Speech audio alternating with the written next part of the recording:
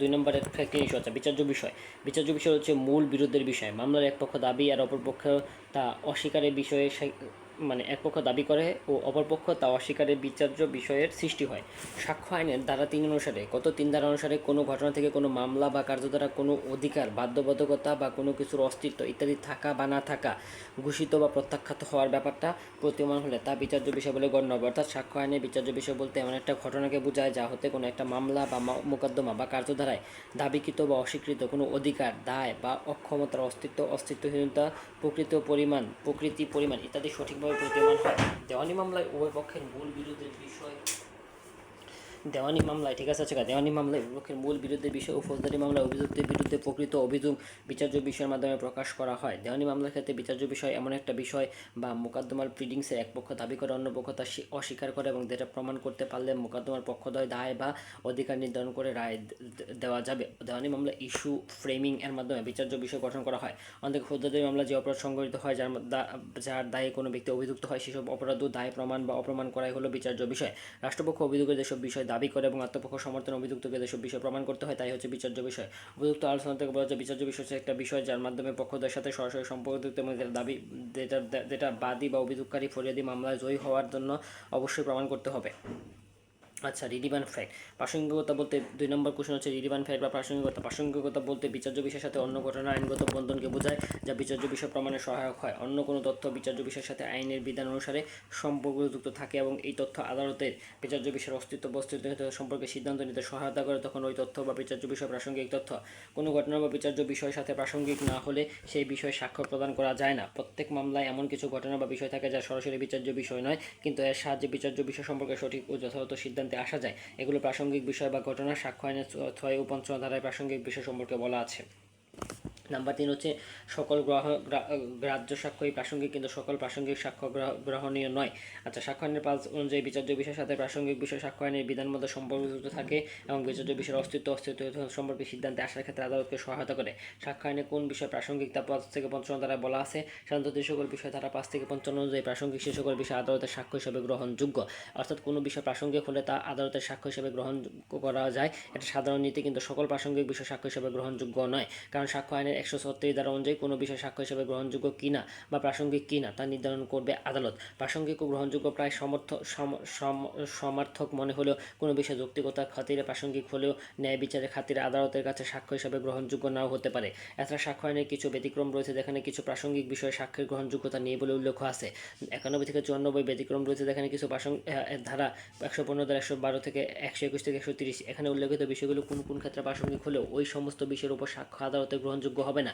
এ বিকে খুন করে তখন এ তার অ্যাডভোকেটের কাছে গিয়ে এই বিষয়টা স্বীকার করে। এই খুনের মামলায় এ অভিযুক্ত হলে খুনের বিষয়ে অ্যাডভোকেট নিকট স্বীকারোক্তি প্রাসঙ্গিক হলেও ন্যায় বিচারের স্বার্থে আদালতের সাক্ষ্য হিসেবে গ্রহণযোগ্য নাও হতে পারে। যে বিষয়ে সাক্ষ্য গ্রহণযোগ্য নয় সেই বিষয়ে ভুলক্রমে বা অন্যায়ভাবে সাক্ষ্য নেওয়া হলেও বিষয়টা গ্রহণযোগ্য হবে না। এমন অবস্থায় গৃহীত সাক্ষ্য বিবেচনা না করলে বিচারের কাজ সম্পন্ন করতে হবে। তাই বলা যায় যে সমস্ত গ্রহণীয় সাক্ষ্য প্রাসঙ্গিক, কিন্তু সমস্ত প্রাসঙ্গিক বিষয় গ্রহণীয় সাক্ষ্য নয়, বা সকল গ্রাহ্য সাক্ষ্য প্রাসঙ্গিক কিন্তু সকল প্রাসঙ্গিক সাক্ষ্য গ্রহণীয় নয়। হ্যাঁ। আচ্ছা, নাম্বার 4 হচ্ছে আদালতের কোন বিষয়ে সাক্ষ্য দেওয়া যেতে পারে।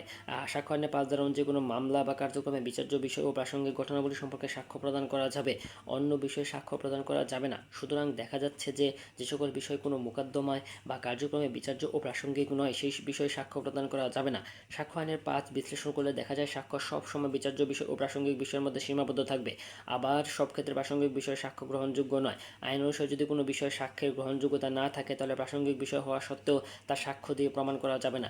যেমন সাক্ষ্য আইনের 91 থেকে 94 দ্বারা 115 দ্বারা 121 থেকে 30 দ্বারা উল্লেখিত বিষয়গুলো প্রাসঙ্গিক হলো এই বিষয়ে সাক্ষ্য আদালতের নিকট গ্রহণযোগ্য নয়। অর্থাৎ আইনে উল্লেখিত ব্যতিক্রম অবস্থা ব্যতীত ধারা 5 অনুসারে সাক্ষ্য শুধু বিচার্য বিষয় ও প্রাসঙ্গিক বিষয়ের জন্য দেওয়া হয়, কারণ মামলার বিবাদী উভয়ই তাদের সাথে হওয়া অন্যায় অবিচারের কথা বলতে আসেন। সবাই নিজেদের অধিকার দাবি প্রতিষ্ঠার জন্য আদালতে শরণাপন্ন হন। অন্যদিকে মামলার নানা রকম সাক্ষীও থাকে। সবাই সব বিষয়ে কথা বলতে থাকলে একের পর এক অযাচিত অপ্রাসঙ্গিক কথা চলতেই থাকবে যা মামলার বিচারকের ব্যাহত করবে। এরকম অবস্থায় যেন না হয় তাই আইনের বিধান করা হয়েছে বিচার্য বিষয় ও প্রাসঙ্গিক বিষয় ছাড়া অন্য কোনো বিষয়ে সাক্ষ্য দেওয়া যাবে না। আচ্ছা, আচ্ছা, সাক্ষ্য আইনের 5 বিশ্লেষণ নাম্বার 5 হচ্ছে সাক্ষ্য আইনে 1872 ধারা 11 অনুসারে বিচার্য বিষয় প্রাসঙ্গিক বিষয়ের সাথে সঙ্গতিপূর্ণ কিন্তু আলোচ্য ঘটনার অস্তিত্বহীনতাকে সম্ভব বা অসম্ভব করে তুলে এমন ঘটনা প্রাসঙ্গিক বলে গণ্য হবে। সাক্ষ্য আইনের 11 ধারা অপরাধের সময় অন্য কোথাও থাকার অজুহাতে প্রাসঙ্গিক হিসেবে গণ্য করা হয়। যেমন, যদি কোনো খুনের মামলা আসামি ব্যক্ত করে যে ঘটনার সময় তিনি মেডিকেলে ভর্তি ছিলেন, বিদায় ঘটনাস্থলে ছিলেন না, কিন্তু দেখা যায় ঘটনার সময় মেডিকেল ডিসচার্জ পেশেন্ট লিস্টে তার নাম নাই, অর্থাৎ তিনি এখনও মেডিকেলে আছেন, সুতরাং তার অন্যত্র থাকার অজুহাত গ্রহণযোগ্য নয়। কোনো প্রাসঙ্গিকতা বা তার গ্রহণযোগ্যতা নির্ভর করে যে বিষয় প্রমাণ কিংবা অপ্রমাণ করতে চায় তা বিচার্য বিষয়ের কতটুকু প্রাসঙ্গিক তার উপর, অর্থাৎ আসামির অন্যত্র স্থিতি বিচার্য বিষয় না হলেও এ ধারা অনুযায়ী সাক্ষ্য হিসেবে গ্রহণীয় হয়, তবে প্লি অফ এলিবি প্রমাণের ভার অভিযুক্ত ব্যক্তির উপর বর্তায়। প্রিন্সিপাল অফ রেজিস্ট্রে, আচ্ছা, প্রিন্সিপাল অফ রেজিস্ট্রে অর্থাৎ সাক্ষ্য আইনের 6 অনুযায়ী যে সকল ঘটনা একই কাজের অংশ সে সকল বিষয় প্রাসঙ্গিক। ধারা 6 এর এই বিধান রেজিস্ট্রি নীতির প্রতিফলন। রেজিস্ট্রি নীতির অনুসারে বিচার্য বিষয়ের সাথে সম্পর্কিত যে ঘটনাগুলি একই কাজের অংশ সেই ঘটনাগুলো প্রাসঙ্গিক। যে সকল বিচার্য যে সকল বিষয় বিচার্য বিষয় না হলে বিচার্য বিষয়ের সাথে একই কাজের অংশ হিসেবে বিবেচিত হয় তা প্রাসঙ্গিক। বিচার্য বিষয়ের সাথে যে সকল বিষয়ের সময় বা স্থানগত পার্থক্য থাকতে পারে। যে সকল বিষয়ের সাথে বিচার্য বিষয়ের সময় বা স্থানগত পার্থক্য থাকলেও একই কাজের অংশ হিসেবে বিবেচিত সে সকল বিষয় প্রাসঙ্গিক। রেজিস্ট্রি নীতির অনুযায়ী ঘটনাসমূহকে একই কাজের অংশ হতে হলে ঘটনাগুলো পরস্পর ওতপ্রোতভাবে জড়িত হতে হবে। অনেকগুলো সম্পাদিত কাজকে একই কাজের অংশ হিসেবে গণ্য হতে হলে একটি অন্যটি ধরনের প্রকাশ্য প্রমাণস্বরূপ কাজ করতে হবে। যেমন, খুন ও ডাকাতি একসাথে হওয়ার পর কোনো আসামি যদি নিজে জানে এমন স্থান থেকে ডাকাতির মাল বের করে দেয়, তাহলে ধরে নেওয়া যায় ওই আসামি খুনের সাথেও জড়িত, কারণ সেই ক্ষেত্রে ডাকাতি ও হত্যা একই কাজের অংশ হিসেবে গণ্য হয়। সেক্ষেত্রে ডাকাতির মামলায় ডাকাতির প্রমাণ হলে তা খুনের প্রমাণ হিসেবে কাজ করে। রেজিস্ট্রি নীতির সবচেয়ে ভালো উদাহরণ হলো র্যাটেম ভার্সেস কুইন। আচ্ছা, দেশ হচ্ছে সবচেয়ে বড় নীতি কি? র্যাটেম ভার্সেস কুইন হচ্ছে গিয়া 3WLR 930/1971, ঠিক আছে। হচ্ছে র্যাটেম ভার্সেস কুইন মামলায় সেখানে এক ব্যক্তি তার স্ত্রীকে খুনের দায়ে অভিযুক্ত হয়। ঘটনার সংগঠনের একটু আগে ভদ্রমহিলা পুলিশের কাছে ফোন করে সাহায্য চান এবং টেলিফোন থাকা অবস্থায় তার শব্দ থেমে যায়। মামলা বিচারের সময় লোকটা দাবি করে যে দুর্ঘটনাক্রমে তার পিস্তল থেকে গুলি বের হয়ে যায়, তার হত্যার কোনো উদ্দেশ্য ছিল না। এখানে ব্যক্তির উদ্দেশ্য ম্যানস্টিয়া বিচারে ওই সময় টেলিফোন করা এবং পুলিশ কর্তৃক টেলিফোনের চিৎকার শোনা একই ঘটনা পরস্পর হিসাবে প্রাসঙ্গিক বিষয়। আচ্ছা, টেস্ট আইডেন্টিফিকেশন প্যারেড বা টিআই। টেস্ট আইডেন্টিফিকেশন প্যারেড হচ্ছে question number 7। Test identification parade হচ্ছে নামের বক্তব্য যে প্রাসঙ্গিক ঘটনা ব্যাখ্যা বা উপস্থাপনের জন্য প্রয়োজনীয় ঘটনা যতখানি প্রয়োজন ততখানি প্রাসঙ্গিক।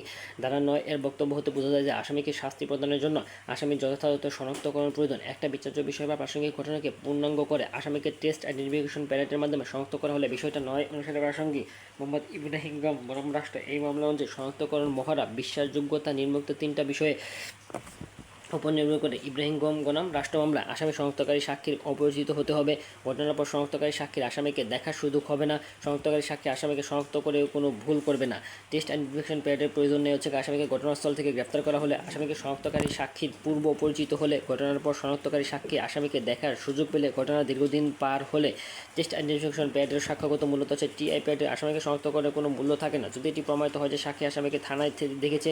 টিআই প্যারেডের ম্যাজিস্ট্রেটকে পরীক্ষা করা না হয়। আসামিকে শনাক্তকরণের জন্য খুব দুর্বল প্রকৃতির সাক্ষ্য, এতে সন্দেহ নেই যে শনাক্তকরণ সাক্ষ্যের ওপর নির্ভর করে সাজা দেওয়া যায়। যদি এটি সন্দেহাতীতভাবে প্রমাণিত হয় যে সাক্ষী আসামিকে সঠিকভাবে চিনেছে এবং এ ধরনের শনাক্তকরণের জন্য পর্যাপ্ত পরিমাণ আলো ছিল, তদন্ত পর্যায়ে আসামিকে শনাক্তকরণ শুধুমাত্র আদালতের মূল সাক্ষ্য সমর্থনের জন্য ব্যবহার করা যেতে পারে।